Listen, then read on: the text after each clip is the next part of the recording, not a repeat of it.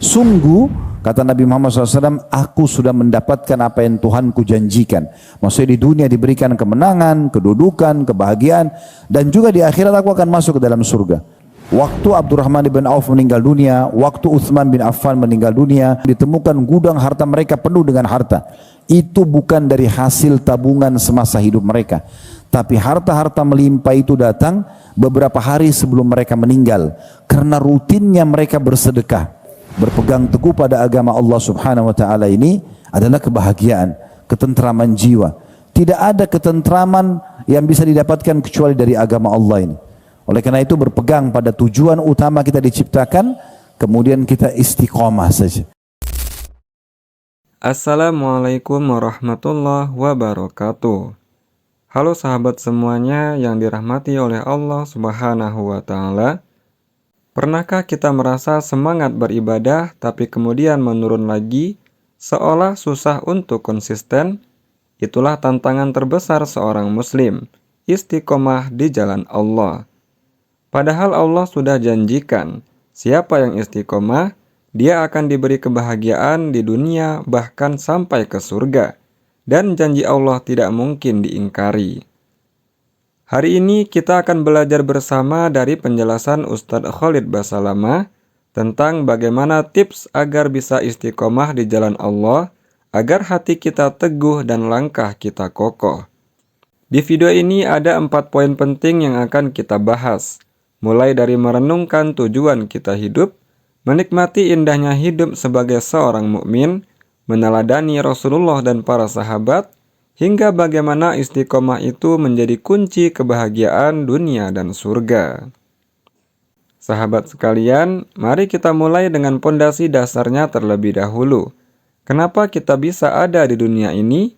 Apa tujuan Allah menciptakan kita? Jawabannya jelas, hanya untuk beribadah kepada Allah. Dan hanya karena inilah kita diciptakan. Mari kita simak penjelasan lengkapnya dari Ustadz Khalid Basalamah. Sesekali coba teman-teman duduk, kemudian di waktu yang lebih lowong, di tempat yang lebih tenang dan santai, lalu coba berpikir, kira-kira kenapa saya ada di sini? Kenapa saya dilahirkan di muka bumi ini? Setiap hari, mulai dari pagi seperti ini, siang, kemudian sore, malam, rutinitas akan sama. Dan ini sampai kapan? Apakah ini ada akhirnya atau tidak?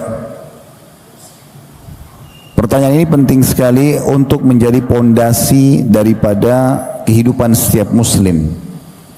Jawabannya sudah sangat jelas, Allah sebutkan dalam surah Az-Zariyat, surah nomor 51 ayat 56. Ayat yang paling masyhur yang sering dibahas oleh para ustadz-ustadz kita, wa ma khalaqtul jinna wal insa illa liya'budun.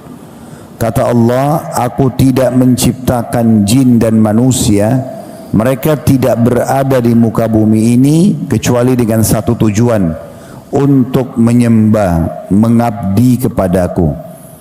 Jadi kalau ada yang nanya, apakah Ustadz saya diciptakan memang untuk sholat, puasa, zakat, haji, begitu juga dengan yang sunnah-sunnahnya, sholat sunnah, puasa sunnah, zikir, berdoa, membaca Al-Quran, umroh, sedekah, jenguk orang sakit, bakti dengan orang tua, dan segala macam yang sudah kita tahu dalam perintah agama kita. Jawabannya iya.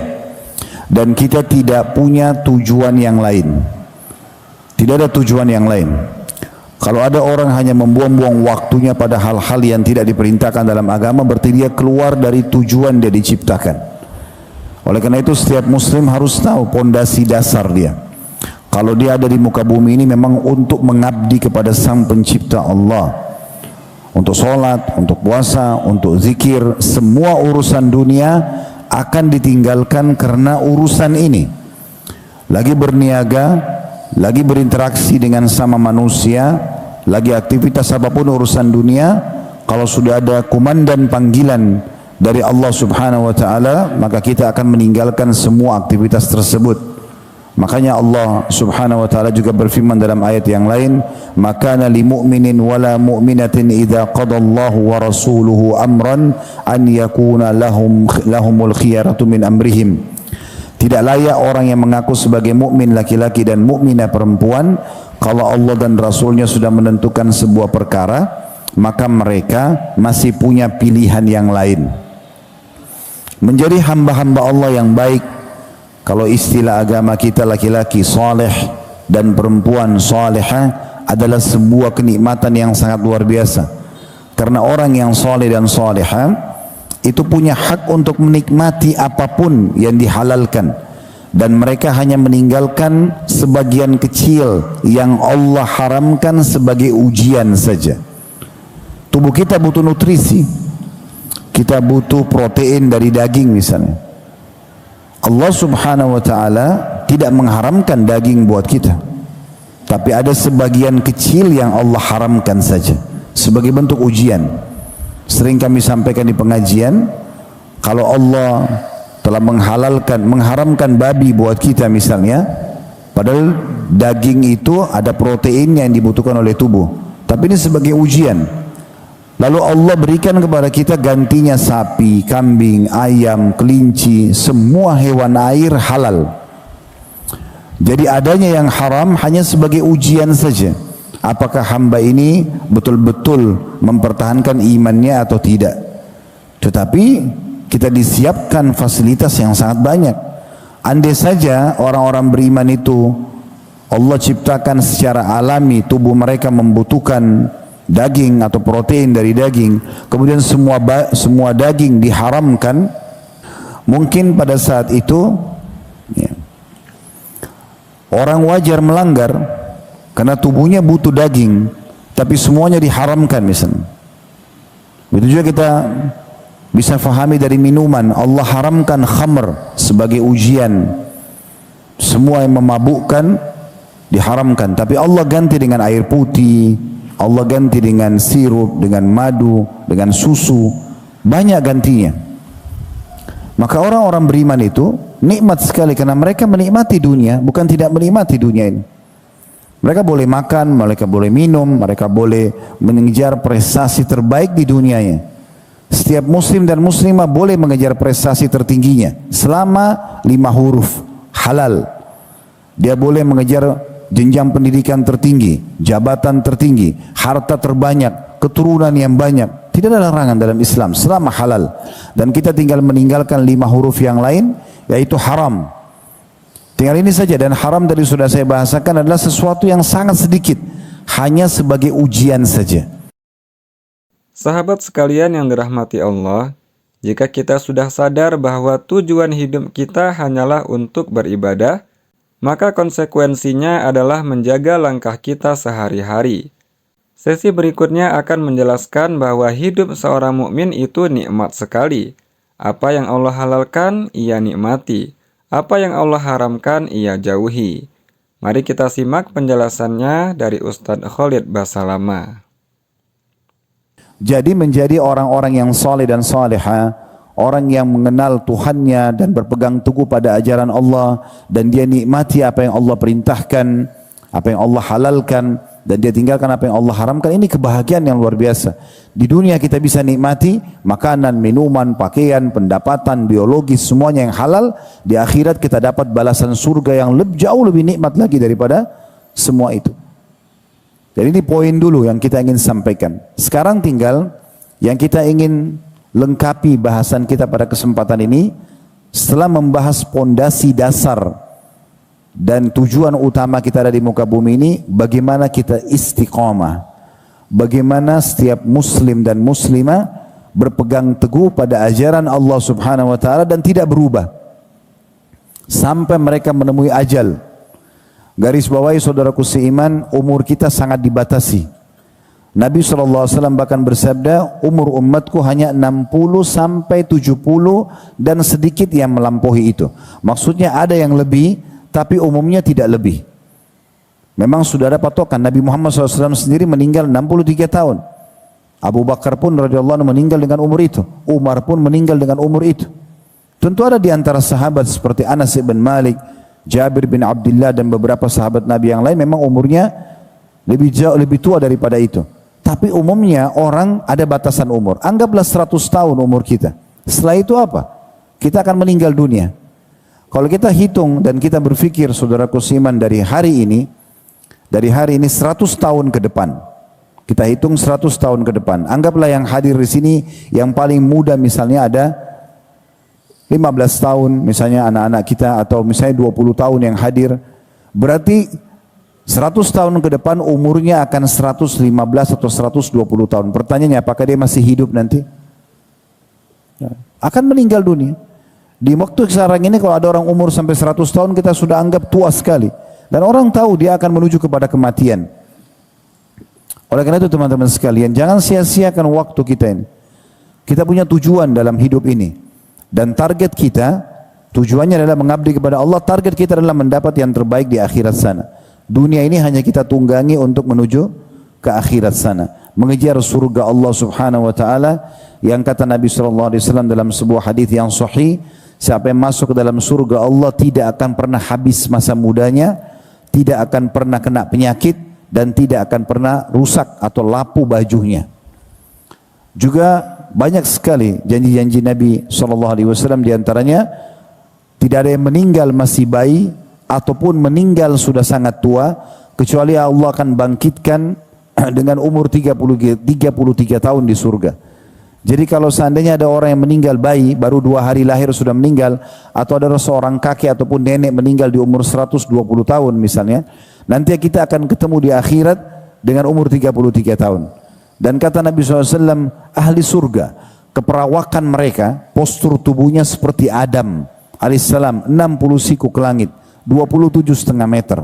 Dan wajah mereka seperti Yusuf, maksudnya sangat tampan. Wajah kita seperti sama sekarang, cuma penuh dengan ketampanan. Dan juga hati mereka seperti Ayub. Ayub alaihissalam tidak pernah marah, tidak pernah dendam, hatinya bersih.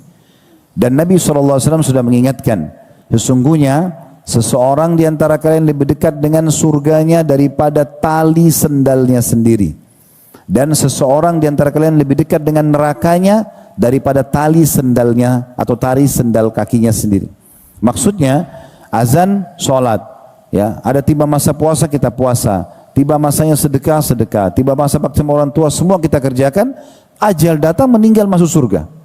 Begitu juga orang yang maksiat, zina, mencuri, menipu, tiba ajal meninggal masuk neraka. Itu sudah jelas dalam konsep kehidupan kita. Subhanallah. Seorang mukmin sejati tahu bahwa waktu hidupnya di dunia ini sangat terbatas. Maka ia tidak menyia-nyiakan kesempatan.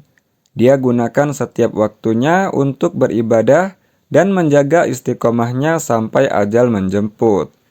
Dan kalau kita bingung bagaimana caranya agar istiqomah, sebenarnya Allah sudah tunjukkan teladannya. Mari kita lihat di sesi berikutnya bagaimana Rasulullah SAW dan para sahabat menunjukkan keteguhan iman mereka yang bisa menjadi motivasi bagi kita semua. Mari kita dengarkan kisah lengkapnya dari Ustadz Khalid Basalamah. Nabi Muhammad SAW dan para sahabatnya Allah berikan dunia sebagai bukti nyata. Allah berikan Nabi Muhammad SAW kerajaan besar di kota Madinah. Setelah tadinya ditindas 13 tahun di Mekah, 10 tahun di Madinah berdiri negara Islam. Dan punya kekuatan militer, punya kekuatan perekonomian, punya kekuatan peradaban. Nabi SAW tidak belajar dari Persia dan Romawi pada saat itu. Mulai semua dari awal dengan pondasi Al-Quran dan Sunnah. Setelah itu Abu Bakar, Umar, Uthman, Ali radhiyallahu anhum majma'in, sahabat-sahabat Nabi Allah angkat namanya, dikenal di dunia dan akan dikenang sampai menjelang hari kiamat sebagai khalifah-khalifah Rashidah, pengganti-pengganti Nabi SAW yang mendapatkan petunjuk. Kalau bukan karena Islam tidak ada yang kenal nama-nama ini, tapi Allah muliakan mereka. Allah bukakan pintu-pintu rezeki, pintu kedudukan. Siapa yang tidak kenal kedudukan-kedudukan para sahabat Nabi ini? Di masa Abu Bakar pasukan Islam sudah menembus ke wilayah Romawi, ke wilayah negeri Syam di tahun 13 Hijriah. Lalu dilanjutkan dengan Umar bin Khattab tahun 13, tahun 15 dibebaskan negeri Syam, terutama Palestina. Kemudian tahun 16-nya diutus pasukan ke Persia dan menaklukkan wilayah Persia, Irak, Iran, dan Afghanistan. Kemudian tahun 20 dikirim lagi pasukan untuk menembus wilayah Mesir sehingga Afrika Utara terbuka, Mesir, Tunis, Jazair, Maroko. Kemudian setelah itu terus saja ekspansi Islam sampai Umar bin Khattab meninggal di tahun 23 Hijriah. Lalu Uthman bin Affan mulai menyebarkan kemakmuran di wilayah kaum muslimin dari tahun 23 sampai sekitar 35 atau 36 atau 37 tentang masalah kerajaan atau para penguasaan beliau. Lalu kemudian Ali bin Abi Thalib melanjutkan menyelesaikan fitnah-fitnah internal dari keluarnya kaum Khawarij dan yang semisalnya sampai akhirnya mereka dikenal sebagai raja-raja dunia. Begitu juga dengan datang dinasti Islam, Umayyah, Abbasiyah, Utsmaniyah. Banyak sekali orang-orang yang coba menerapkan agama Islam ini, Allah berikan kebahagiaan dunia. Dan juga tentu di akhirat Allah akan kasih kebahagiaan. Sebaliknya orang yang hidup di masa Nabi Muhammad SAW seperti Abu Jahal, Abu Lahab, ya Umayyah bin Khalaf, Syaibah, Al-Walid. Mereka punya kekayaan di Mekah. Tapi karena tidak beriman pada Allah, tidak kembali kepada dasar daripada pondasi mereka diciptakan oleh Allah, mengabdi pada Allah, akhirnya Allah binasakan.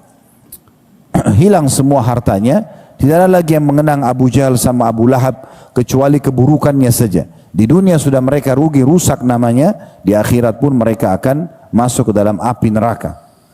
Makanya Nabi Muhammad SAW waktu memasukkan jenazah Abu Jahal dan teman-temannya ke dalam sumur di lokasi perang Badar, maka beliau mengatakan, wahai fulan bin fulan, wahai fulan bin fulan, disebutkan namanya satu persatu. Ada 70 tokoh Quraisy waktu itu. Lalu Nabi SAW mengatakan, apakah kalian sudah mendapatkan apa yang Tuhan kalian ancamkan pada kalian?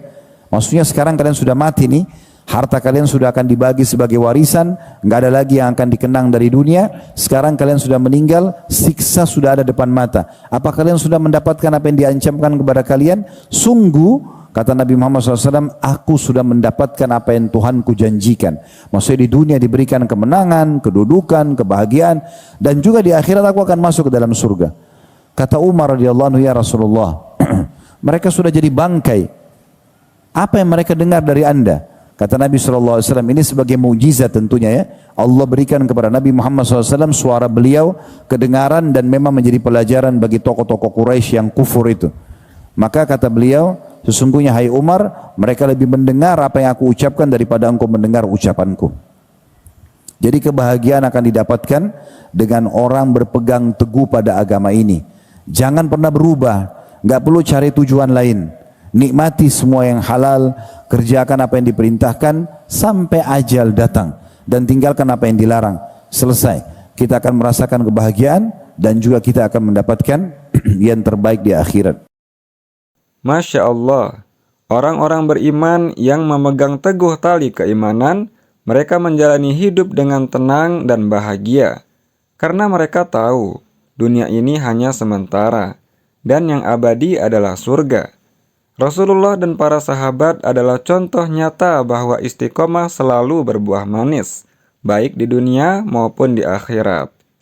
Dan sahabat sekalian, apa hasil nyata dari istiqomah itu? Bukan hanya sekedar janji, tapi sebuah kepastian dari Allah Subhanahu wa Ta'ala. Mari kita masuk ke sesi yang terakhir tentang bagaimana istiqomah itu sendiri adalah kebahagiaan yang nyata, baik di dunia maupun di akhirat. Mari kita simak penjelasan yang terakhir dari Ustadz Khalid Basalamah. Coba renungi teman-teman sekalian, kalau antum pernah ngikutin tablik akbar kami serial sahabat yang sebulan sekali di Blok M, setiap Sabtu kedua lepas sholat duhur, kurang lebih seperti ini waktunya sampai menjelang asar. Itu kita selalu jelaskan tentang kisah-kisah para sahabat. Ada di antara mereka yang punya harta pada saat meninggal, Abu Bakar, Abdurrahman ibn Auf, Talha bin Ubaidillah, ya, Sa'ad bin Ubadah dan beberapa sahabat-sahabat ridwanullah alaihim yang mereka pada saat meninggal, harta mereka itu memenuhi gudang-gudang mereka. Pertanyaan sederhana, apakah harta itu hasil tabungan mereka semasa hidupnya? Dari awal mereka tabung kayak sekarang banyak umat Islam berpegang seperti prinsip kapitalis. Mereka nabung aja terus setiap hari. Sedekah nggak pernah, ya, melakukan amal-amal soleh dengan hartanya nggak pernah, karena dia berpikir untuk menabung. Bukan menabung untuk akhirat, tapi menabung seperti orang-orang non-muslim untuk urusan dunianya. Maka jawabannya tidak. Waktu Abdurrahman bin Auf meninggal dunia, waktu Uthman bin Affan meninggal dunia, waktu Sa'ad bin Ubadah meninggal dunia, Talha bin Ubaidillah meninggal dunia, ridwanullah alaihim, ditemukan gudang harta mereka penuh dengan harta. Itu bukan dari hasil tabungan semasa hidup mereka, tapi harta-harta melimpah itu datang beberapa hari sebelum mereka meninggal, karena rutinnya mereka bersedekah. Sa'ad bin Ubadah radhiyallahu anhu berkata kepada anaknya Qais, ini gudang hartanya ayah, sedekahkan sesuka kamu. Maka setiap hari si ayah dan anak ini cuma bersedekah saja, memanggil dari atas rumah mereka, wahai muslimin, siapa yang butuh bantuan silahkan. Hari ini mereka berbagi keju, besok mereka berbagi gandum, besok mereka berbagi madu, besok mereka berbagi uang, bagi semuanya. Subhanallah, gudang itu habis hari itu, dengan penuh keyakinan Allah akan ganti, besok penuh lagi gudang itu. Begitu terus. Jadi harta-harta para sahabat pada saat mereka meninggal, saya pernah hitung dalam bentuk rupiah itu bisa sampai puluhan bahkan ratusan miliar rupiah mereka tinggalkan harta. Itu justru dari hasil sedekah mereka yang mereka keluarkan harian. Mereka di dunia sudah nikmati, mereka makan, mereka minum, mereka bisa sedekah sehingga melimpah pahala yang didapatkan di akhirat. Juga meninggalkan untuk ahli waris yang melimpah. Ini kalau kita berjalan di atas konsep Islam yang sebenarnya. Oleh karena itu teman-teman sekalian, berpegang teguh pada agama Allah Subhanahu wa taala ini adalah kebahagiaan, ketentraman jiwa. Tidak ada ketentraman yang bisa didapatkan kecuali dari agama Allah ini. Oleh karena itu berpegang pada tujuan utama kita diciptakan, kemudian kita istiqomah saja. Tinggal bagaimana kita istiqomah. Allah Subhanahu wa taala memerintahkan Nabi-Nya Muhammad sallallahu alaihi wasallam untuk istiqamah, konsisten, menikmati yang halal, meninggalkan yang haram, mengerjakan yang diperintahkan yang wajib dan sunnah, meninggalkan yang dilarang haram dan makruh. Berpegang teguh setiap hari begitu sampai meninggal. Allah katakan dalam surah Hud, surah nomor 11 ayat 112, "Fastaqim kama umirta wa man taba ma'ak." Wahai Muhammad, beristiqamalah kamu sebagaimana telah diperintahkan. Nikmati yang halal, tinggalkan yang haram, kerjakan diperintahkan, tinggalkan yang dilarang, istiqamah konsisten sebagaimana kau diperintahkan, dan ajak orang-orang yang telah taubat masuk Islam, yang mengikuti ajaranmu, supaya bersama-sama engkau istiqamah. Juga Allah Subhanahu wa taala menyebutkan untuk Nabi-Nya Muhammad sallallahu alaihi wasallam dalam surah Asy-Syura, surah nomor 42 ayat 15, yang bunyinya, "Falidzalika fad'u wastaqim kama umirta wa la tattabi' ahwa'ahum." Al-ayah artinya begitulah, ya, engkau diperintahkan, oleh karena itu dakwakan agama ini dan istiqamalah sebagaimana engkau telah diperintahkan, dan jangan pernah mengikuti hawa nafsu mereka. Maksudnya orang-orang yang jauh dari agama Allah. Enggak perlu kita ikut melenceng sebagaimana melencengnya mereka. Enggak perlu duduk bergaul sama orang-orang yang menjauhkan kita dari agama Allah. Kita boleh kenal mereka, tapi untuk kita ikutin langkah mereka enggak boleh. Masya Allah. Lihatlah orang-orang yang istiqomah dalam iman dan amal. Hidup mereka dipenuhi dengan ketenangan, jauh dari kegelisahan. Dan Allah pastikan di surga nanti mereka akan mendapatkan kebahagiaan yang abadi. Maka jangan pernah ragu, istiqomahlah, karena janji Allah itu pasti benar. Sahabat sekalian yang dirahmati Allah, dari pembahasan ini kita belajar bahwa istiqomah bukan sekedar kata-kata, tapi sebuah perjalanan panjang untuk meneguhkan hati di jalan Allah. Mulai dari menyadari tujuan hidup, menjaga waktu agar tidak sia-sia, meneladani Rasulullah dan para sahabat dalam hal istiqomah, hingga yakin bahwa istiqomah pasti mendatangkan kebahagiaan dunia dan akhirat. Semoga Allah jadikan kita hamba-hambanya yang istiqomah, kokoh dalam iman, dan konsisten dalam amal soleh. Dan semoga Allah membalas Ustadz Khalid Basalamah dengan pahala yang berlipat ganda atas ilmu yang beliau sampaikan kepada kita semua. Amin ya rabbal alamin. Insyaallah kita bertemu lagi di video selanjutnya. Barakallahu fikum. Wassalamualaikum warahmatullahi wabarakatuh.